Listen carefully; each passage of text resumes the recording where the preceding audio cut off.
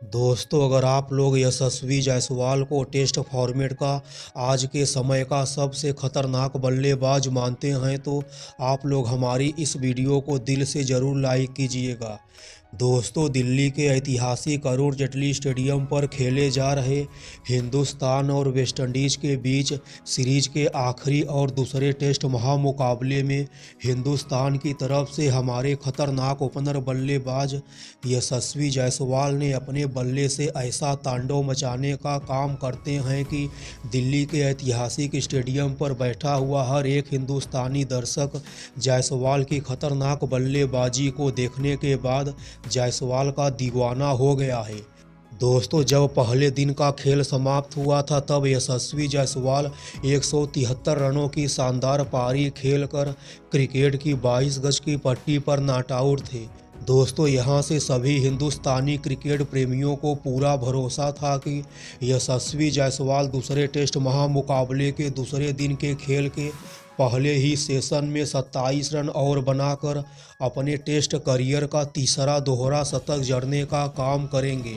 मगर दोस्तों, यशस्वी जायसवाल के साथ एक ऐसा कांड हो जाता है जिस कांड की वजह से यशस्वी जायसवाल दूसरे टेस्ट महामुकाबले के दूसरे दिन के खेल में अपने 173 रनों की शानदार पारी में सिर्फ 2 रन ही जोड़ पाते हैं और 175 रनों की शानदार पारी खेलकर यशस्वी जायसवाल रन आउट हो जाते हैं। दोस्तों, जब दूसरे टेस्ट मैच का पहला दिन का खेल समाप्त हुआ था उस समय हमारे खतरनाक ओपनर बल्लेबाज यशस्वी जायसवाल 173 रनों की शानदार मैराथन वाली पारी खेलकर क्रिकेट की 22 गज की पट्टी पर नाबाद थे। दोस्तों, यहां से हिंदुस्तान के सभी क्रिकेट प्रेमियों को पूरा भरोसा था कि हमारा यह बब्बर शेर इस टेस्ट महामुकाबले के दूसरे दिन के खेल के पहले ही सेशन में 27 रन और बनाकर यशस्वी जायसवाल अपने टेस्ट करियर का तीसरा दोहरा शतक ठोकने का काम करेंगे।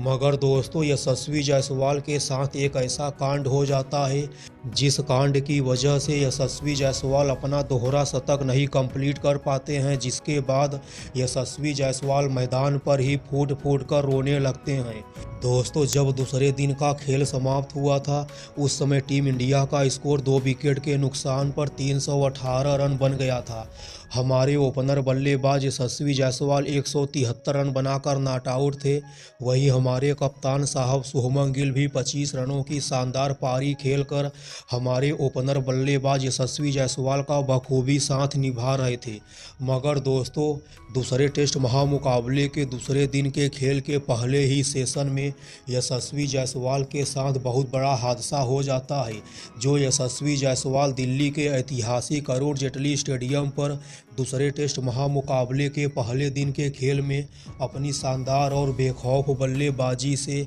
वेस्टइंडीज़ के सभी गेंदबाजों के जमकर परखच्चे उड़ाने का काम किए थे। वेस्टइंडीज़ का हर एक गेंदबाज जायसवाल की खतरनाक बल्लेबाजी पर कोई लगाम नहीं लगा पा रहा था। अपने 173 रनों की शानदार पारी में सिर्फ 2 रन ही जोड़ पाते हैं और यशस्वी जायसवाल अपनी ही लापरवाही की वजह से 175 रनों की शानदार पारी खेलकर रन आउट होकर पवेलियन का रास्ता नाप लिए थे।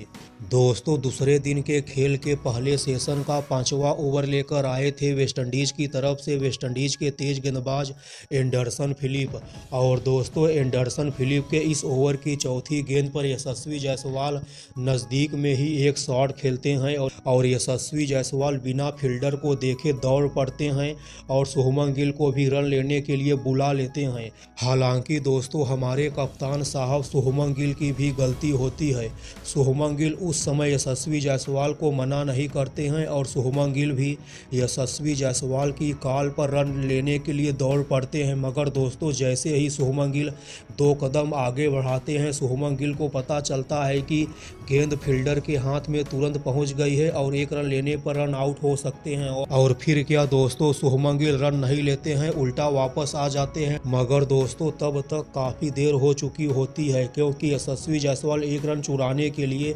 दूसरी साइड पहुंच जाते हैं, मगर यशस्वी जायसवाल रन आउट हो जाते हैं और इस तरह से यशस्वी जायसवाल 175 रनों की पारी खेल कर रन आउट हो जाते हैं और अपने दोहरे शतक से चूक जाते हैं। वैसे दोस्तों, आप सभी लोगों को क्या लगता है, क्या यशस्वी जायसवाल खुद की गलती की वजह से रन आउट हुए थे या फिर हमारे कप्तान साहब शुभमन गिल की गलती की वजह से यशस्वी जायसवाल को रन आउट होना पड़ा? आप लोगों की क्या राय है? आप लोग कमेंट बॉक्स में अपनी राय हमें ज़रूर दीजिएगा।